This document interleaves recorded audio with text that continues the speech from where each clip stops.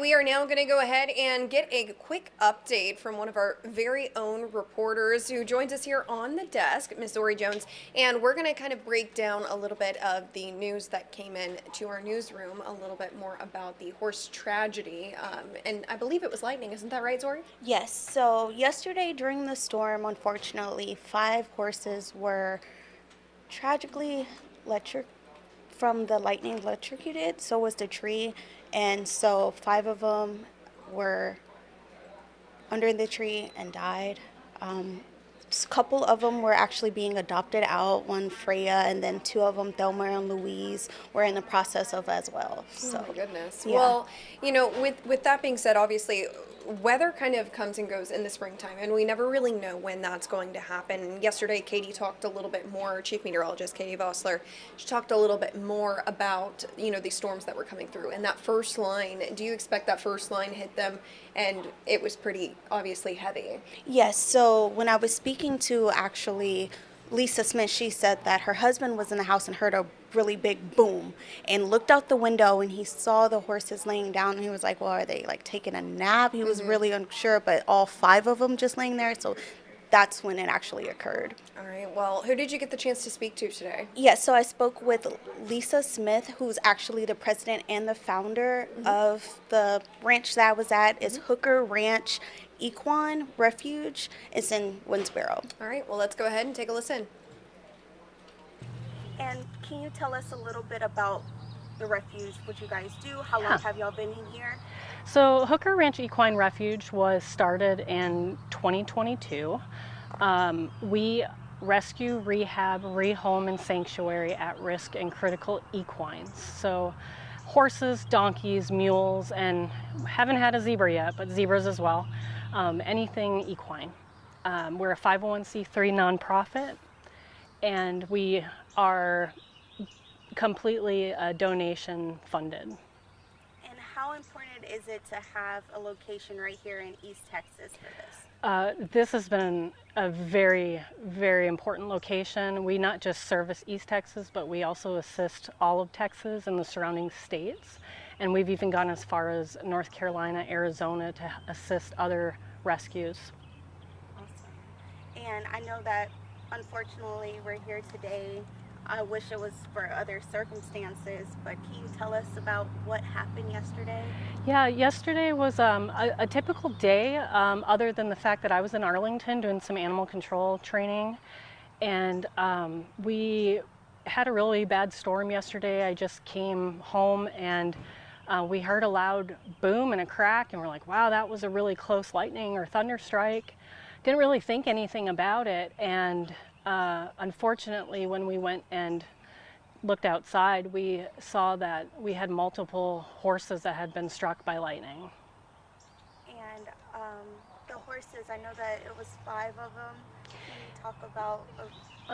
Unfortunately, yes, we lost 5 of our equines. These are all horses that we've rescued from bad situations, and multiple of them were already adopted.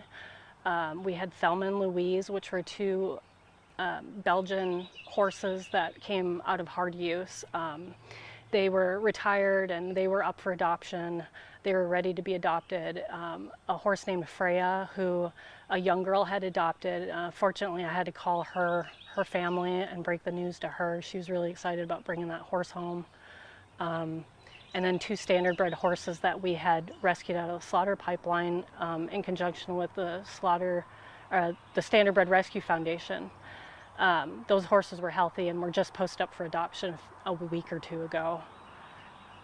We're really lucky it wasn't more, and I really wanted to emphasize how important it is that when there is inclement weather that you're not out in it. And I know that this is a very difficult time, and I know that, we're doing this interview, but how are you though?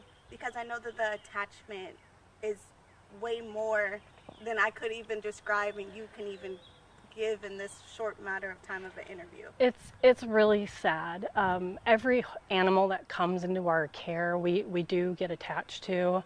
Not to the point that we can't find them homes. But you know, when you pour in the resources that we pour into each one to make sure that they have a good life and that they are set up for their home, it's really devastating. It's a huge loss to myself, obviously our volunteers, and the families that potentially could have adopted them.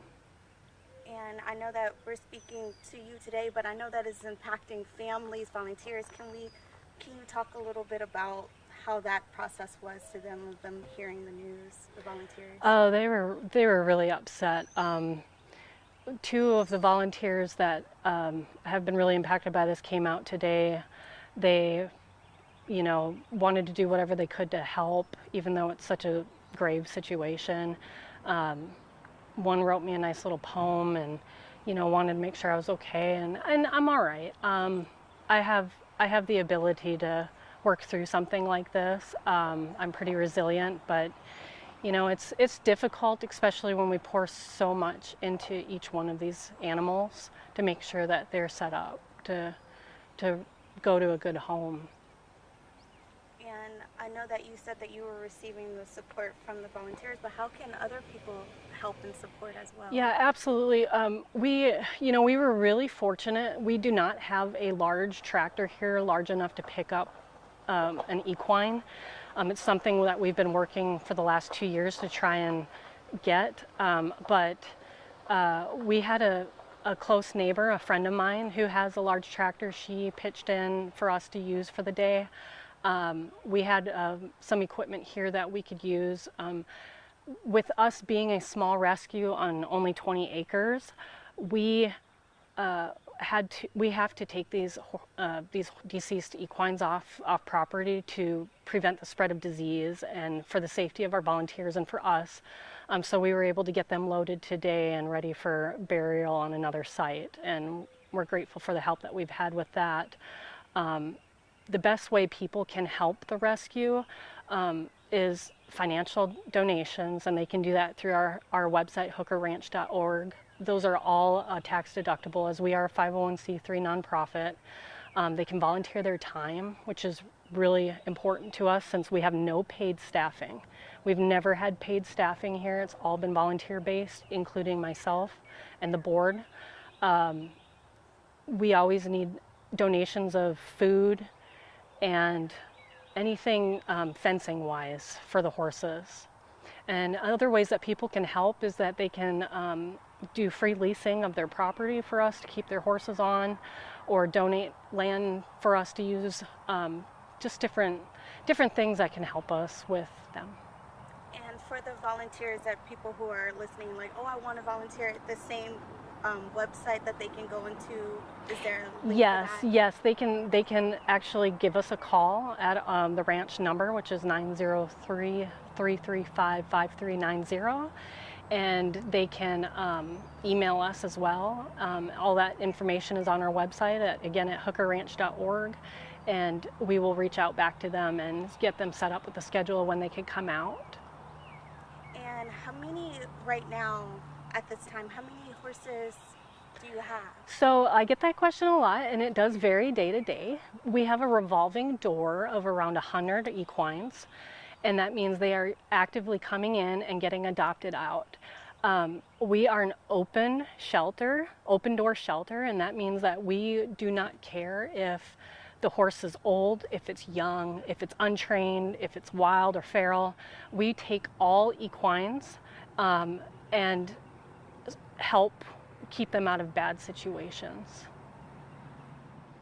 I'm really appreciative of all the community support that we've been getting over the last 4 years. I hope that we can continue to foster more interest in what we do. There's a huge need, especially in Northeast Texas, for what we are doing. We are a shelter, animal shelter specifically for equines. Being that equines are considered livestock, there's not as many protections for them as the dog and cat companion world.